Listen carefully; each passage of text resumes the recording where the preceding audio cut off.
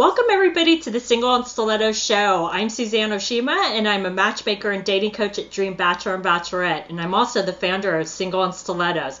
Today we have on our show Marianne Jordan, and she is the founder of MyOwnDiva.com, and I'm so excited to have her here today because she's going to give you some great tips on how to get back into dating after divorce. So welcome Marianne to the show. Hello. So I'm so glad you could be here today, but before we get started, I would love for you to tell people what My Own Diva is. Sure. My Own Diva came through my own divorce. After I was divorced, I just found kind of a push to help younger women, especially. That's how it originally started, for younger women. Mm-hmm. I do not have children, and I was in my late 20s, early 30s. And there was not a lot out there that addressed the younger woman that did not have children.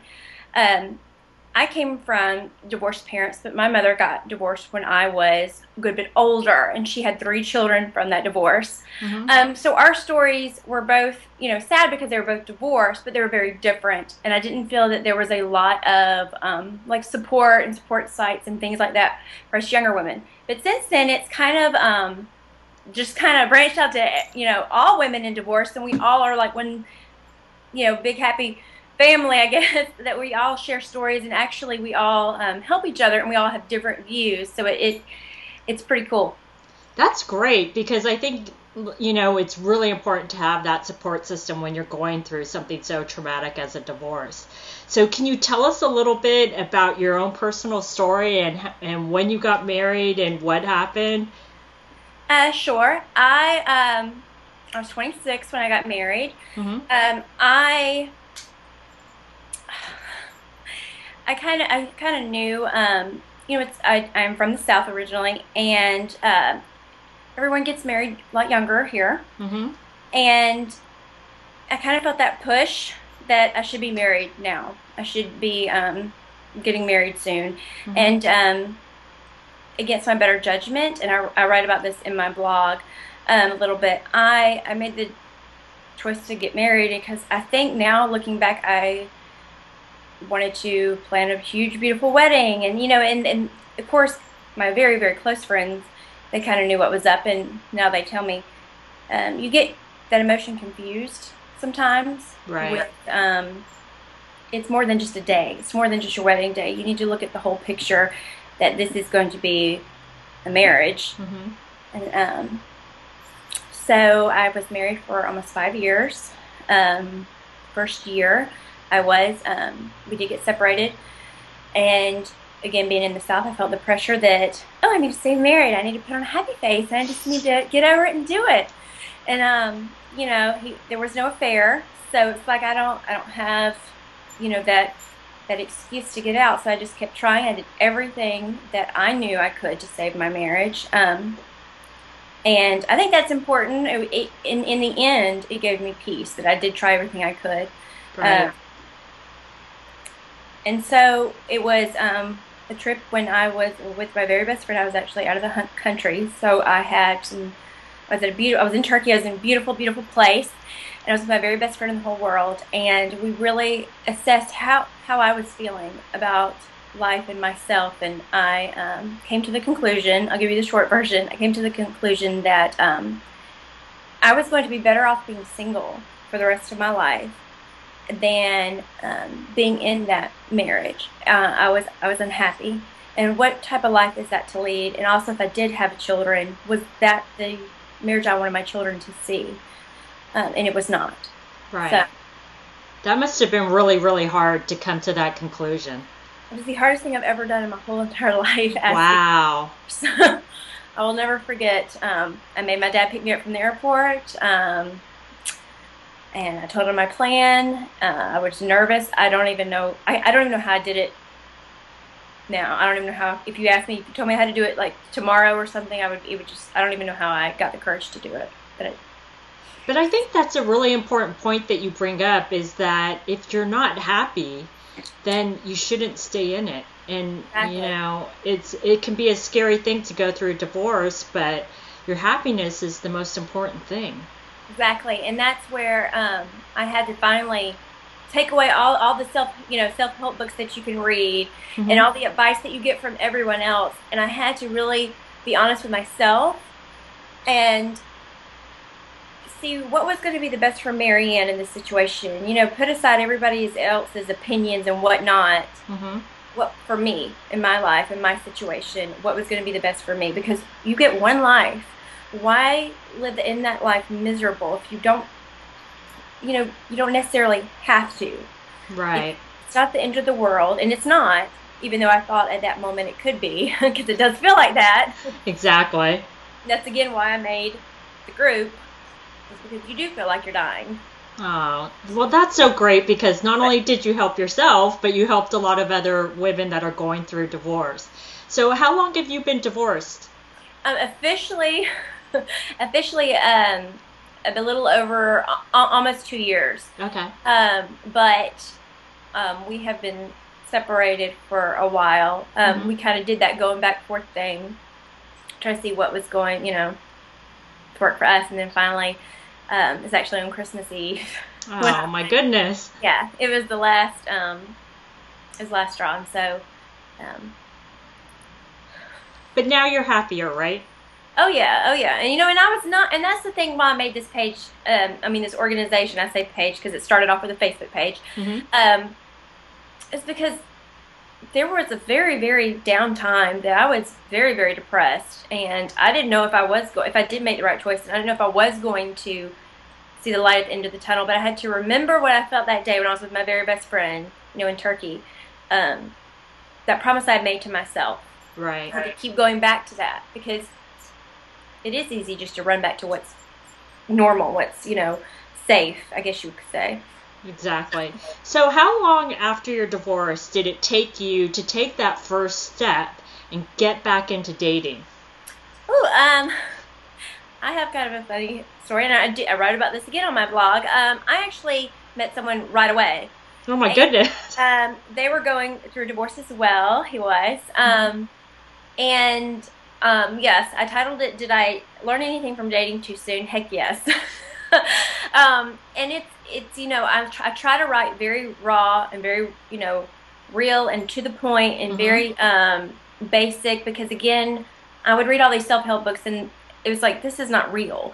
So when I write, in my blog, I do try to make it very authentic, I guess you would say. I fell in love with him. He was everything that I had ever wanted that my husband was not.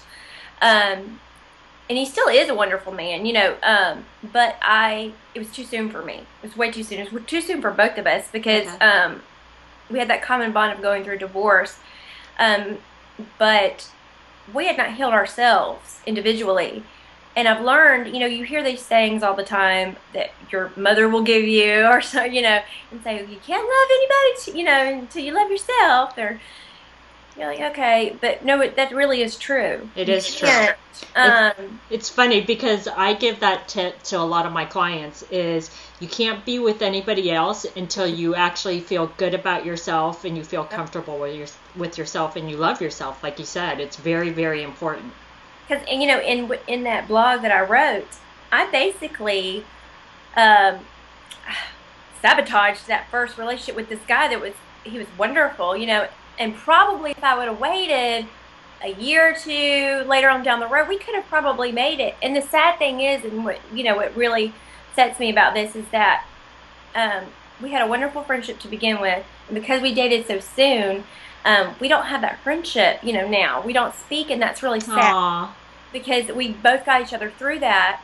But I really think it was because we both were going through such a hard thing in our life that we just jumped the gun and tried to date before we were ready. Right.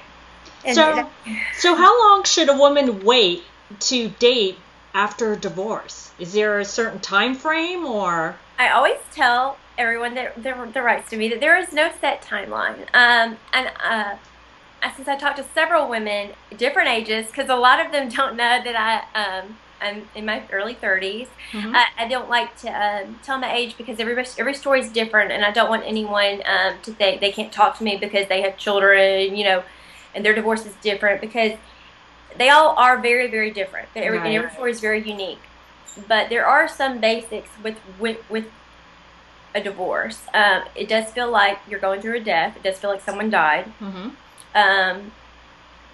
And like I said, when you compare like my mother's divorce and my divorce, she has memories to remember that she had her children and things like that. I have memories, I guess you say, that haven't even happened that I wanted to happen. That were so both feelings are just so tragic. So I tell everyone that there's no set timeline. You have to know yourself, and that you don't want to do a rebound relationship whatsoever. You don't want to put yourself in that. You don't want to spread the pain of your divorce, around, because you'll do these things not even realizing you're doing them. Like I said a minute ago, I sabotaged that relationship, and I did things that I wouldn't normally have done in a relationship. I'm talking about like with my emotions, like getting so distraught. It's because after divorce, your emotions are kind of on a roller coaster, and it's hard for you to, know what you're really feeling about this person, and it's not mixed up in your divorce pain. That's a really, really good point, I think, for a lot of women, because it's true. You're mixing those emotions, and you don't know what's actually causing it, right? Right. I put in my blog, you don't want divorce pain and breakup pain, because that equals double pain. Oh, my goodness. It's like, but I didn't listen to the advice of others again when they said, give yourself some time. But I did after him. I'm only really dated two since my divorce. And this later one, I did wait a good while until after I had let myself heal, because I learned from that first one that double pain is not fun. It's hindsight, like they say, is always 20/20. So can you give us 5 tips on how to get back into dating after divorce? Sure. Okay. I'm going to try to limit to 5. Okay. That's a lot. Give us your best 5. Well, first and foremost, give yourself time. Obviously, that's my number one thing. Mm-hmm. There is no set timeline for anyone. Everyone's different. But know yourself and know what you're feeling. Be in tune with your, try to be as best as you can be in tune with your emotions and what you're feeling, because you will know deep down, am I ready to go on this date? Because dating actually opens yourself up to rejection. Believe it or not, you are opening yourself back up to it. But it's a good thing, because if it works out, love is great to have. So you got to be able to be okay to open yourself back up to that, because you could, everybody doesn't work out on every first date. You don't click with everybody. So opening up yourself up, that was kind of one of my big tips, because I had these women write in that were like, I can't stand, going through a divorce and then, getting broken up with, you kind of have to be okay with that. That's going to come, and also was a big thing for me was that I had always dated a certain type. Okay. Very good looking, very athletic, mm-hmm. Surfers, things like I had a type, and when I was 26, I see now at 31, I just told my age. That's okay. That looks are not everything. I had to almost say redefine my type. Mm-hmm. I like to say, give everyone a chance, because the man I'm dating now is not someone I would normally date before. And actually, he's wonderful, and he has a child. Which, if you would have asked me that at 26, I would never date someone with a child. Right. His little girl is the sunshine of my day. I mean, and I would have never thought that about myself. So open yourself up, to everyone. And I think you bring up a really, really important point, because it's not even women that have gone through divorce. I want all women, whether you're single, divorced, whatever. It's just like Marianne said, you need to open yourself up and stop going by a list of, this is my type, because sometimes your type isn't really what you're meant to be with. Right, exactly. And it's, and it's funny because I have a lot of women that'll say, well, this is what's on my list. And a lot of those things that are on the list aren't what actually make you fall in love with the guy. What actually makes you fall in love with the guy is common interests, common values, how he treats you, and all those other things. But it's not because he has a degree or he looks a certain way. It's look at the bigger picture of everything when you're looking at a guy. Don't just look at specific things. I can't preach. Yeah, I mean, I can't preach that enough. That's and I had to learn that. It's a wish I could just sometimes when these women first get divorced and they write me in and I'm like, I wish I could just shake you, make you realize that, so you don't have to get hurt like I did, and go through all that. But sometimes they just have to find out the hard way, and I'm telling you, try to open yourself up to everyone. And get yourself out there too. I made a bucket list after my divorce. After that first breakup, I was like, I'm going to do things for me. And so I started kayaking. I started doing things that I didn't do before. Not to necessarily look for a guy, but it was in doing those things that I met someone, And so it's just all kind of, cool that you're doing something for you and that you're working on healing you, and that's when it's come. And that's another saying you always heard. You're going to find it when you're least looking. They're right. Even though you don't want to hear it. True. And I love that you said that about getting out there and doing things that you love, because it's actually a tip I give a lot of my date coaching clients, is that if you get out there and do things that you love, if you meet someone great, if you don't, you never walk away disappointed because you were doing something that you love, and that's what's important. Exactly. And it can be really scary, especially after you've gone through a divorce, to just get out there and do new things. But you got to challenge yourself, because you can't keep hiding in your home and say, I just don't want to go out. You got to push yourself. Yeah. And see, and I did that. I stayed on the couch. I was very, very depressed for a while. I remember my dad being like, all right. Enough is enough. And then so I finally, I wrote another blog. It's called 10 Things That I Did to Get Back on My Feet. And I actually, one of the things that, this is for me because I don't have children, I have fur babies. One of the huge sadness, I guess, or problems that came from my divorce was having to let go of my husband's dog. This was my dog too. And I have my own dog, but they were brothers, and those were my babies. And so I was like, what can I do to heal this pain and help heal this pain? Because I can't have that dog back. That's his dog, but I miss my dog. So I started to foster abused dogs. Oh, and that's brilliant. Yeah, I actually have one right now in the backyard that he's barking. It has been the best healer for me. Now, that's for me, that I cannot even express to you, that, and starting this organization too. Find ways. It's almost like when you're helping others, you really help yourself. I mean, you just get this. It helps both so much. It helps you and it helps the people that you're helping.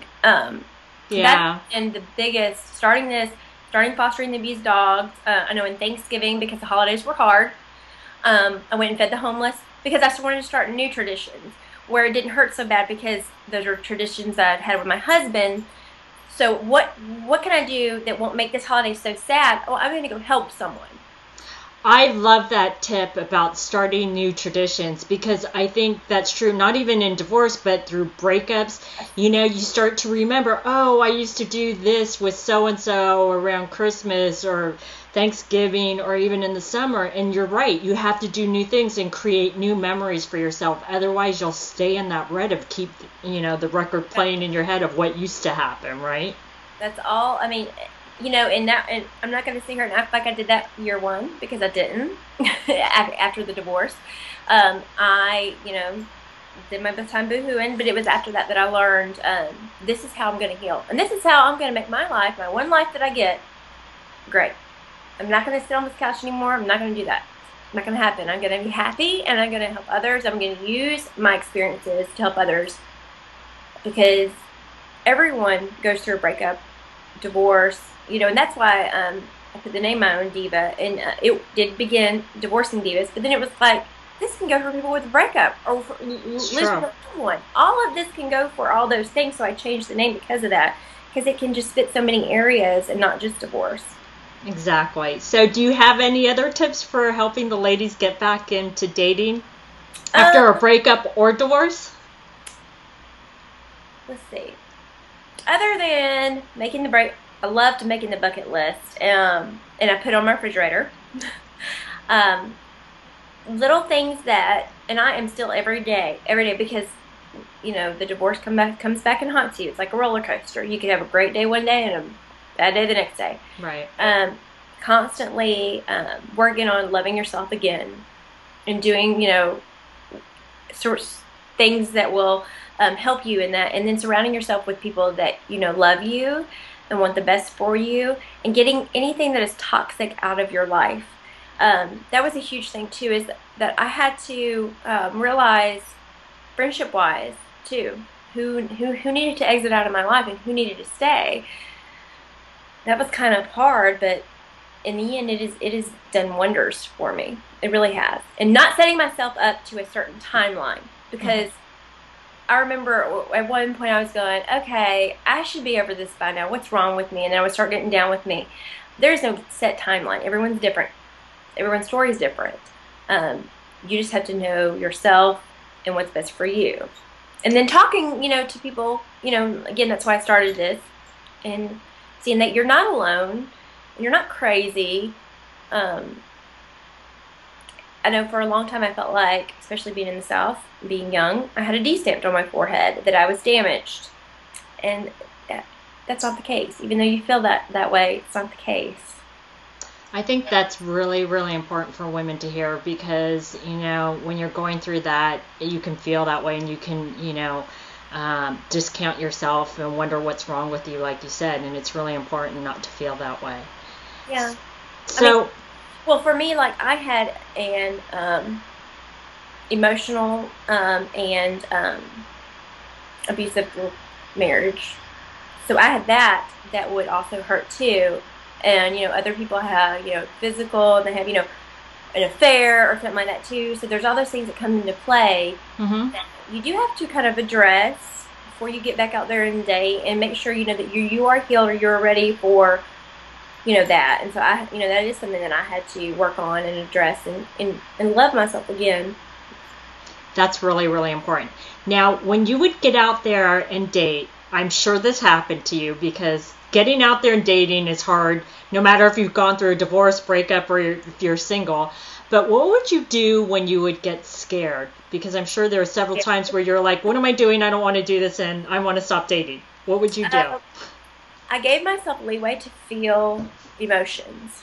Again, I knew my best friends, and I knew who I could rely on and depend on. I had to use them yesterday, because I had to deal with a situation with a car with my ex. See, we're still going back 2 years. It's still coming back.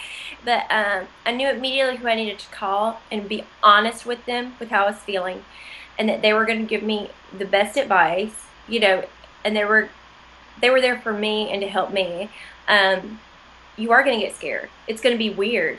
Having another man touch you after you've been married, after you've been with somebody, you know, talking about a breakup for a very long time, it's going to be weird, and you're going to feel weird, and you're going to want to, for me, I wanted to just run. I didn't want to do it. Didn't want to date. I was like, you know what? I'll just be single for the rest of my life.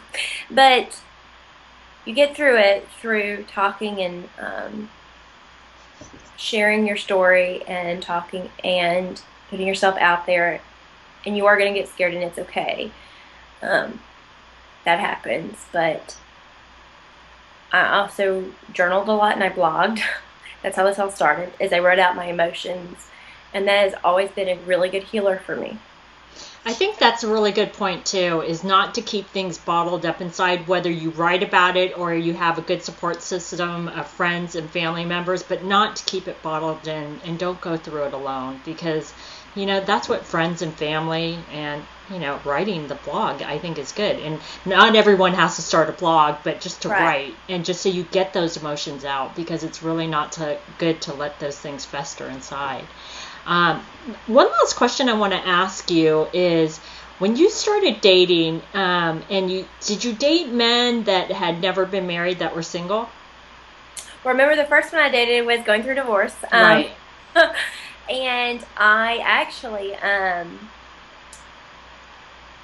took a lot of time after that because we did fall in love with each other. We did love each other, and I took after that really hurt a whole lot. After also being divorced, I took a lot of time to work on myself, and then I slowly got myself back out there to dating. I did not limit myself, like I said. I just opened to anyone. And dating online that's where I met the first one. I mean, it's the first guy after the divorce. I mean, dating online is fine as long as you do it wisely. I mean, open yourself up, because sometimes I found too that divorced men can they're not damaged either. You know how I said a minute ago, like that women might feel like a D-stamp on their forehead. Men could feel like that too, but I know for me, the one that I'm dating now, because he's been in a relationship, because he has a little girl, he has a lot more insight on women and how they feel, and it's a totally different relationship than what I had before my marriage. I think that's such a good point, because I hear a lot of women say that are single, that have never been married, that say, no, I don't want to date a guy that's been divorced. I want a guy that, I want this to be our first marriage. And you bring up a really, really great point, is that, again, just because the man is divorced does not mean he's damaged. Actually, he might be in a better place because he's experienced so much, and he may be actually more in touch with his feelings. Yeah. So, ladies, it's really, really important not to discount somebody just because they went through a divorce. And I know a lot of women will say, well, I don't want all his baggage and all of that. Not everybody has a ton of baggage just because they went through a divorce. Obviously, there are some people that do have a lot of baggage, but don't always assume that just because it's a divorce that there's tons of baggage, right? I actually get along and this is, I want to knock on some wood here, very, very well with the daughter's mother. Mm-hmm. I read an article by Will Smith's wife when I first got divorced, talking about how she had said, I'm going to love, what's the first boy's name that Will Smith had? Not with her, but I don't remember his name. I don't remember his name. But I know who you're talking about. Yeah, she was like, I'm going to love this woman because he loves her. Talking about the son. And that just spoke volumes to me, because every child loves their mother. And, look at the big picture. For my boyfriend's daughter, she loves her mother. And, she's not a threat. I mean, thank goodness they're not working out, or I couldn't be dating him. It's like good point. look at the big picture, and look at everybody's place in the situation. It's not easy for her to let me into her daughter's life. It's not easy, but she's doing it, and I'm grateful for that. And I agree with you too that men that have been divorced might have a better understanding of life because they've been through some things that can help, especially in a marriage, because a marriage is not always roses. Exactly. I know. I was just saying that yesterday. Get that picture-perfect marriage out of your head, because relationships and marriage take work. Oh, yeah. So these have been some great tips. So now can you tell our audience how to find you? Sure. I have a Facebook page, which is My Own Diva, and then I have a website, myowndiva.com. I also have Twitter, and it's my own diva, and then also have Pinterest, My Own Diva too, and Instagram, My Own Diva. Great. So ladies, go find her on all those outlets. And thanks everybody for joining us on the Single and Stiletto Show. Our show is available both in video format and podcast format. If you would like to view the videos, you can go to singleandstilettos.com. And if you would like to get the podcast, you can go to iTunes and download it from there. And if you would like to get our free report on the top 10 secrets on what attracts a man and what turns him off, you can click right here on the video, or you can go to singleandstilettos.com.